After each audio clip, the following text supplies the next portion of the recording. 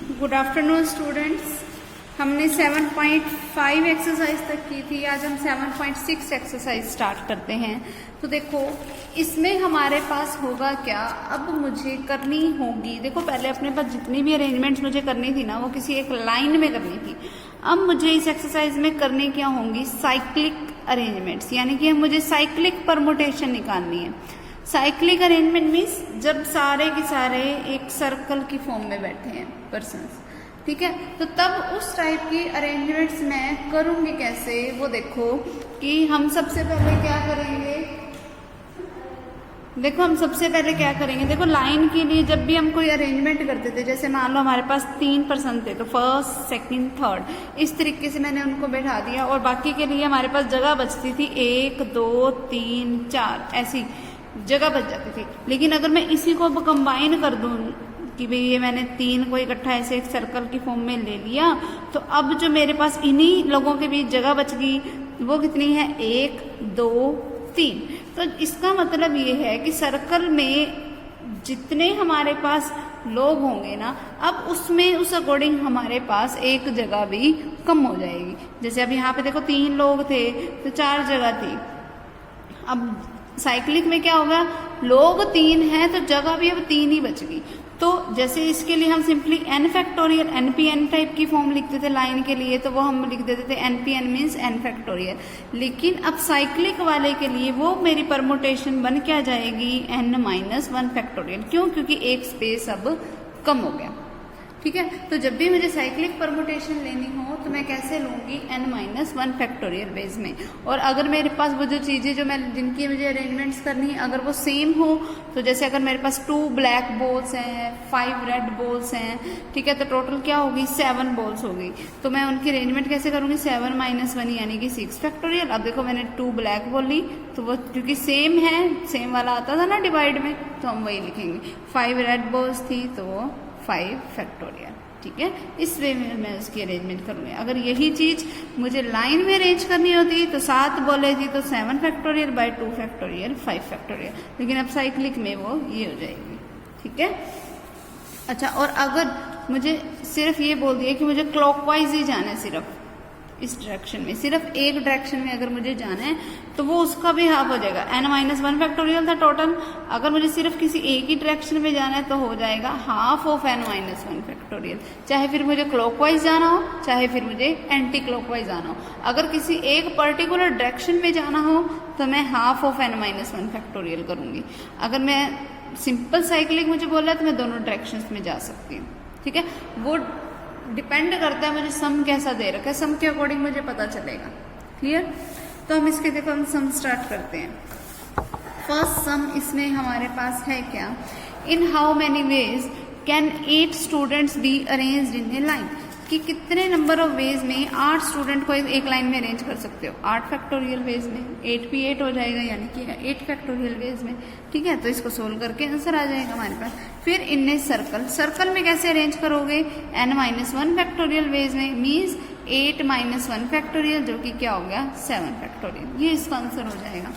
फिर सेकेंड देखो, find the number of ways in which 5 women and 5 man and 4 women can be seated on a round table, किसी round table में उनको बिठाना है, so that no 2 women are together। देखो एक round table मैंने बना लिया, ठीक है, जिसमें अब 5 मैन को बिठाना है, 4 वुमेन को बिठाना है, और कोई भी वुमेन इकट्ठी नहीं आनी चाहिए, यानी कि उनके बीच में मुझे मैन बिठाने पड़ेंगे। मैन कितने हैं, टोटल 5, 1 2 3 4 5, ठीक है। अब वुमेन के लिए जगह कितनी बची, क्योंकि वुमेन तो इकट्ठी बिठानी नहीं मुझे, वुमेन के लिए कितनी जगह बची, 1 2 3 4 5।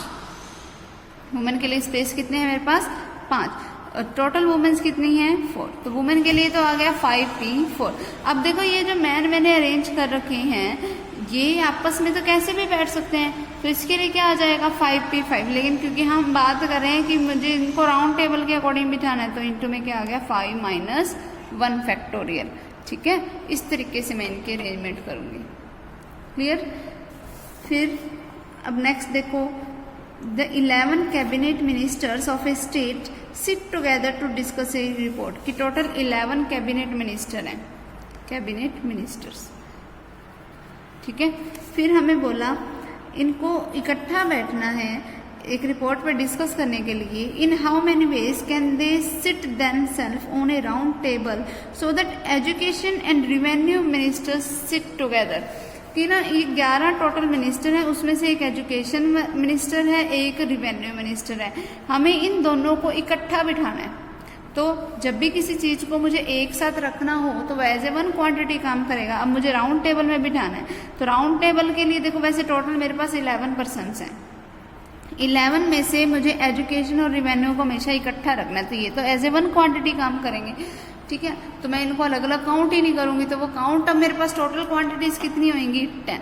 अब क्योंकि मुझे उनको राउंड टेबल के अकॉर्डिंग बिठाना है, तो क्या हो जाएगा 10 माइनस 1 फैक्टोरियल। आगे बात समझ। फिर अब मुझे बोला कि मुझे एजुकेशन और रिवेन्यू को इकट्ठा बिठाना है। ये तो नहीं कहा कि पहले एजुकेशन वाले को बिठाना है या पहले रिवेन्यू वाले को बिठाना है, ये दोनों तो आपस में अपनी जगह बदल सकते हैं। इनकी जगह कैसे बदलेगी, इनटू में 2 फैक्टोरियल करके। आगे बात समझ, क्योंकि 2 जने हैं जिनको आपस में मुझे इंटरचेंज कर सकती हूँ मैं, तो इनटू में 2 फैक्टोरियल। क्लियर।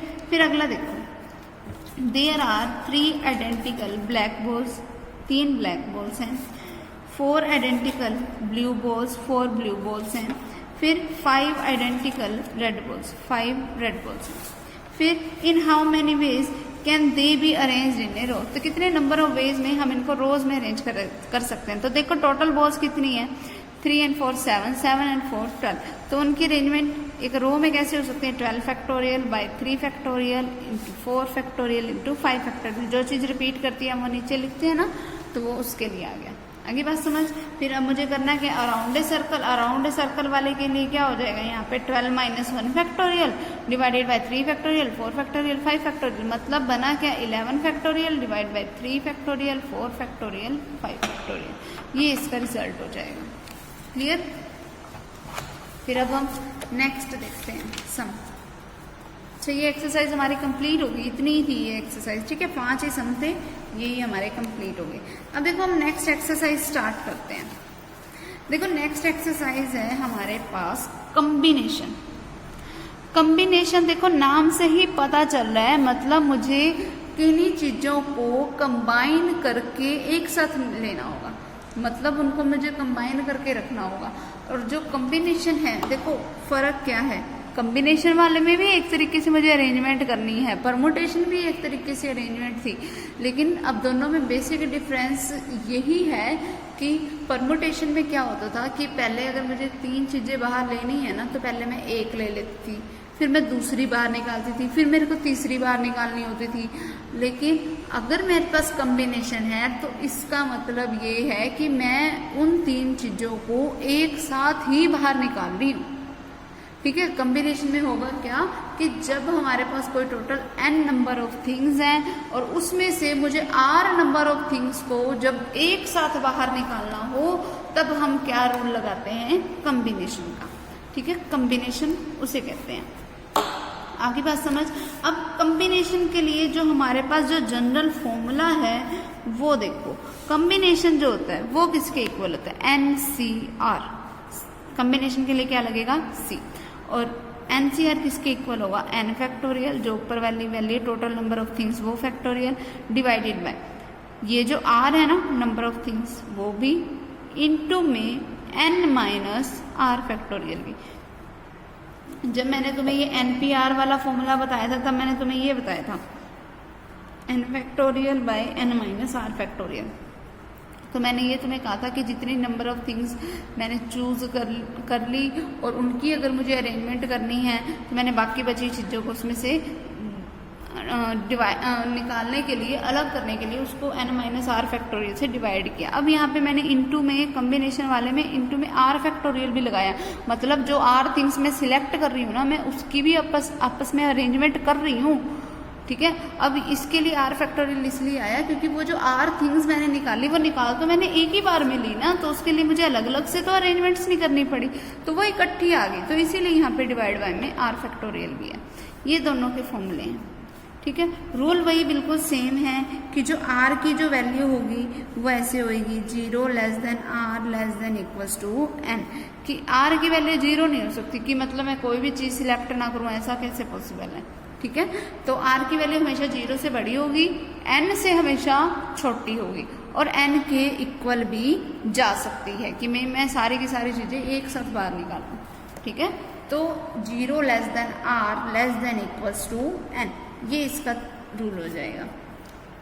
फिर अब इसमें देखो इसकी प्रॉपर्टीज पढ़ो कि अगर कभी देखो NCR हमारे पास है n factorial by r factorial into n minus r factorial. अगर मुझे NCN बताना हो, मतलब मैं r की जगह पे क्या ले रही हूँ n, तो क्या बनेगा n फैक्टोरियल डिवाइडेड बाय, यहाँ पे r की जगह पे क्या n, तो n फैक्टोरियल, यहाँ पे r की जगह पे n पुट कर दो, n माइनस n फैक्टोरियल, ठीक है। क्या बन गया ये n फैक्टोरियल से n फैक्टोरियल कैंसर, बदला क्या 1 बाय n माइनस n यानी कि 0 फैक्टोरियल, 0 फैक्टोरियल की वैल्यू 1 होती है तो 1 बाय 1 1, तो NCN की वैल्यू क्या आ गई 1, क्लियर। फिर उसके बाद देखो नेक्स्ट, अच्छा एक चीज और देखो कि NCR जो होता है ना वो इक्वल्स टू होता है NCN माइनस R के लिए। क्यों होता है वो देखो, क्योंकि NCR का फॉर्मूला हो गया n factorial divided by n minus R factorial into में R फैक्टोरियल। ये तो मेरी होगी लेफ्ट साइड। अगर मैं इस राइट साइड वाले को खोलूँ तो क्या है NCN minus R means n factorial divided bye, जब यहाँ R था तो वहाँ सिंपली R भी आया था, यहाँ पे R की जगह पे अब क्या है n माइनस R, तो वो आ गया फैक्टोरियल। फिर मुझे इसमें से इसको माइनस करके भी लिखना है, n में से जब देखो n में से जब मैं माइनस करूंगी n माइनस R को, दे क्या बना n माइनस, माइनस के अंदर मल्टीप्लाई कराई n माइनस का हो गया, लेकिन R क्या हो गया प्लस का, n से n कैंसिल तो बचा क्या R, ठीक है। तो यहाँ पर सिंपली क्या आ जाएगा R फैक्टोरियल। तो अब ये देखो ये और ये सेम ही तो है, ये दोनों आपस में सेम ही है, ठीक है। तो NCR इक्वल्स टू होगा NCN माइनस R के, क्लियर, ये हो जाएगा हमारे पास। फिर उसके बाद देखो हमारे पास नेक्स्ट प्रॉपर्टी क्या होगी, NCR इक्वल्स टू होता है n into n minus 1 up to R factors तक, और डिवाइडेड बाय में पड़ा हो R फैक्टोरियल। ऐसा कैसे वो देखो NCR को मुझे इसके इक्वल्स टू प्रूफ करना है, तो NCR का मतलब क्या हुआ n factorial divided by n minus R factorial into R factorial. अगर मैं इसको खोलना स्टार्ट करूँ तो n into n minus 1 into n minus 2 up to चलता जाएगा कहाँ तक, n minus R plus 1 into में n माइनस R फैक्टोरियल तक। जहाँ तक मुझे चाहिए वहाँ तक मैंने इसको ले लिया, ठीक है, और इसे एक इससे पिछले टर्म लिख दी, और डिवाइड बाय में पड़ा है n minus R factorial into में R फैक्टोरियल। तो n माइनस R फैक्टोरियल से n minus R factorial cancel, तो बचा क्या n इंटू में n माइनस 1 इंटू में n minus 2 up to n minus R plus 1, जो कि कितनी n में से R को ही मैं माइनस कर रही हूँ। तो मतलब ये देखो स्टार्टिंग पहली वैल्यू वो थी जब n में से 0 माइनस हो रहा था, दूसरी वैल्यू वो थी जब n में से 1 माइनस हो रहा था, तो rth वैल्यू वो होगी जब n में से r माइनस हो रहा था और 1 ऐड हो रहा था। दूसरी वैल्यू में यहाँ से 1 माइनस हो रहा था सिर्फ, तो rth वैल्यू के लिए r माइनस भी हो रहा है और 1 प्लस भी, एक बढ़ के चल रहा था ना दूसरी वैल्यू वाले के लिए, तो वो बिल्कुल वैसे ही, ठीक है। क्या आएगा n माइनस R प्लस 1। तो इसका मतलब ये टोटल फैक्टर्स कितने हैं, R फैक्टर्स हैं, मतलब R फैक्टर्स आपस में मल्टीप्लाई में आए हैं, ठीक है। ये हो गई इसकी कुछ बेसिक प्रॉपर्टीज। अब अगली बेसिक प्रॉपर्टी सुनो कि NCA अगर कभी मुझे NCB के इक्वल दिया हुआ है तब उस केस में क्या होगा। देखो जब NCA किसी NCB के इक्वल दे रखा हो तो पहली कंडीशन तो अराइज होएगी कि A B के इक्वल है। अगर कभी A B के इक्वल ना हो, दूसरी कंडीशन इसके अलावा क्या हो सकती है, देखो NCA इक्वल्स टू है NCB के, it means NCA equals to होगा NCN माइनस B के, क्योंकि अभी मैंने बताया कि NCR जो होता है वो NCN माइनस R के भी इक्वल होता है, तो यहाँ पे लिख सकती हो NCN माइनस B भी, एक ही बात है। फिर अब इसका कंपैरिजन करो, मीन्स ये भी हो सकता है कि A equals to N minus B के, तो मैं बोल दूँ कि A plus B equals to हो N के। तो दो तरीके की ये कंडीशन अराइज हो सकती है, जो वहाँ पे लग रही होगी मैं उसी कंडीशन का यूज कर लूँगी, क्लियर। फिर उसके बाद देखो नेक्स्ट हमारे पास प्रॉपर्टी क्या है, नेक्स्ट थ्योरम क्या है हमारे पास कि मुझे NCR प्लस NCR माइनस 1 को इक्वल्स टू प्रूफ करना है देखो n+1 CR के, ये थ्योरम है मेरे पास। तो मैं लेफ्ट साइड लेके चलती हूँ NCR प्लस NCR-1, तो क्या बन गया इसको खोल के n factorial divided by r factorial into में n minus r factorial formula खोल दिया। सेम उसी तरीके से मैंने यहाँ पे भी फॉर्मूला खोल दिया, ठीक है। तो अब नेक्स्ट काम मैंने किया क्या, देखो मैं इनका अब अगर एलसीएम लेना चाहती हूँ तो मेरे को इनके एलसीएम वाले टर्म्स को सेम बनाना पड़ेगा, ठीक है। मैं तुम्हें करके ही बता देती हूँ। देखो क्या है, NCR प्लस NCR-1 को मुझे इक्वल्स टू प्रूफ किसके करना है, n+1 CR के, इसके इक्वल प्रूफ करना है। तो वो मैं करूँगी कैसे, देखो NCR का मतलब क्या हुआ, n factorial by n minus r factorial into में r फैक्टोरियल, प्लस NCR-1 का मतलब क्या हुआ, n factorial by r minus 1 factorial into अब n minus r plus 1 factorial, क्योंकि n में से मैं माइनस करूँगी r-1 को तो r तो माइनस हो जाएगा लेकिन 1 किसका रह जाएगा, प्लस का, ठीक है।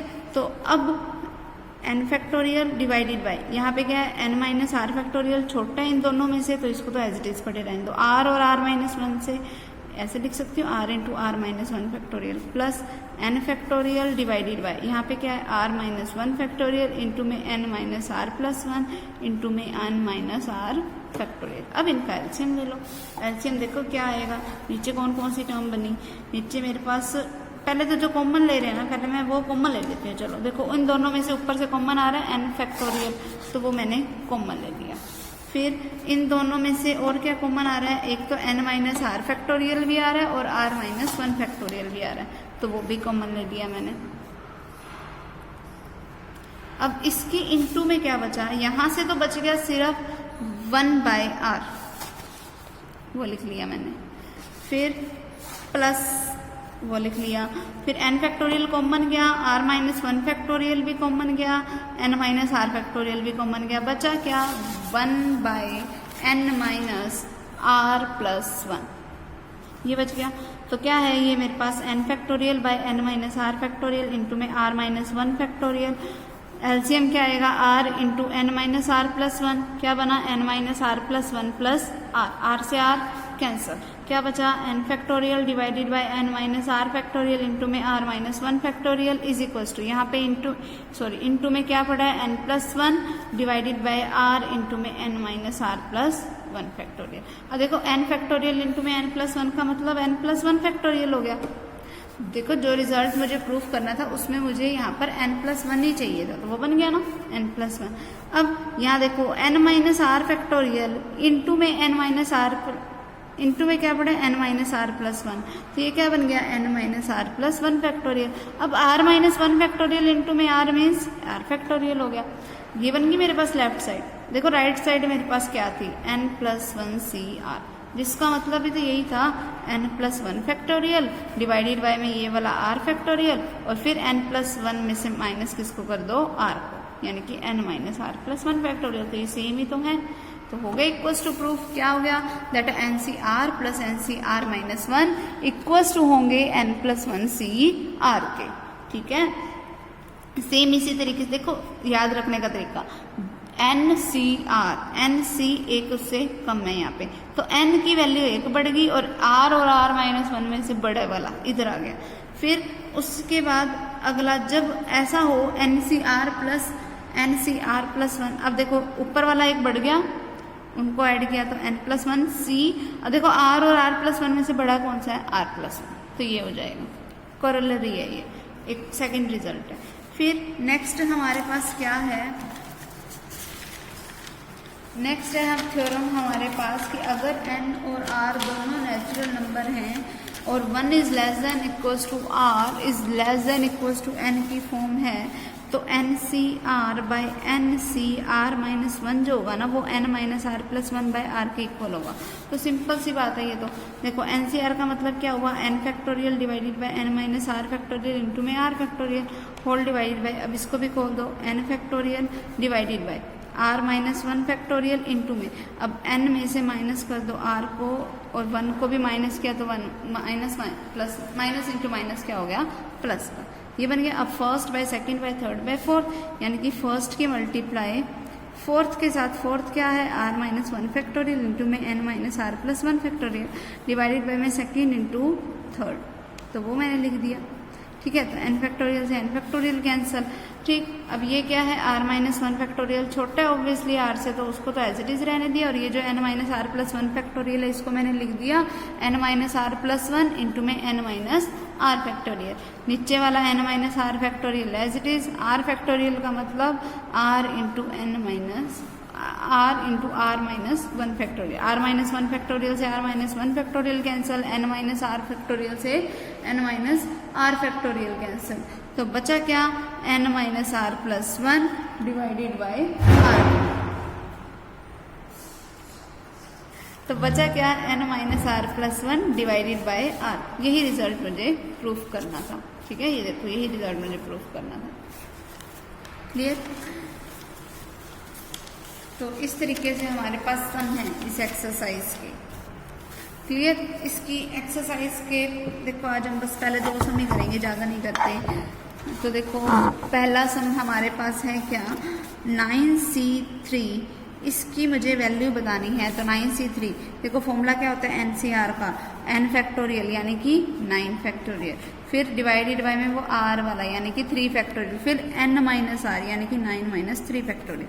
9 फैक्टोरियल का खोल दूँ अगर मैं 9 into 8 into 7 into 6 factorial divided bye 3 factorial को अगर मैं खोलूँ तो 3 इंटू 2 इंटू 1 और 9 माइनस 3 यानी कि 6 फैक्टोरियल। तो 6 फैक्टोरियल से 6 फैक्टोरियल कैंसिल, 3 ये कैंसिल आउट हो रहा है, 2 4 पे जा रहा है, 3 4 12, 12 7 84। तो ये इसका रिजल्ट आ जाएगा। ठीक है, इस तरीके से मैं इसको सोल्व कर सकती हूँ। फिर आगे वाले ये जो माइनस प्लस वाले हैं वो भी हम ऐसे ही सोल्व करेंगे, बिल्कुल सेम ही तरीका इन पे हम यूज़ करेंगे। कैसे, जैसे देखो अगर मेरे पास ये है 31c26, इसमें से मुझे माइनस करना है 30c26 को, तो वो मैं कैसे करूँगी। 31c26 का मतलब 31 फैक्टोरियल डिवाइडेड बाय 26 फैक्टोरियल, फिर 31 में से 26 को माइनस किया तो 5 factorial, minus 30 factorial divided bye 26 factorial, फिर 30 माइनस 26 को माइनस किया तो 4 फैक्टोरियल। ये हो गया इतना। अब 31 फैक्टोरियल को मैं लिख सकती हूँ 31 इंटू में 30 फैक्टोरियल डिवाइडेड बाय 26 फैक्टोरियल। अब 5 फैक्टोरियल को मैं लिख सकती हूँ 5 into 4 factorial minus 30 factorial divide by 26 factorial into 4 factorial. तो जो कॉमन आता है कॉमन ले लिया, 30 फैक्टोरियल कॉमन ले लिया, 26 फैक्टोरियल ले लिया, 4 फैक्टोरियल ले लिया। यहाँ क्या बचा 31/5 और यहाँ पर क्या बचा, ये भी गया ये भी गया, सारे कॉमन चले गए तो 1 गया। तो 30 factorial divided bye 26 factorial into 4 factorial, LCM क्या आ गया 5। फिर क्या बना 31 माइनस 5 जिसका मतलब क्या होता है 26।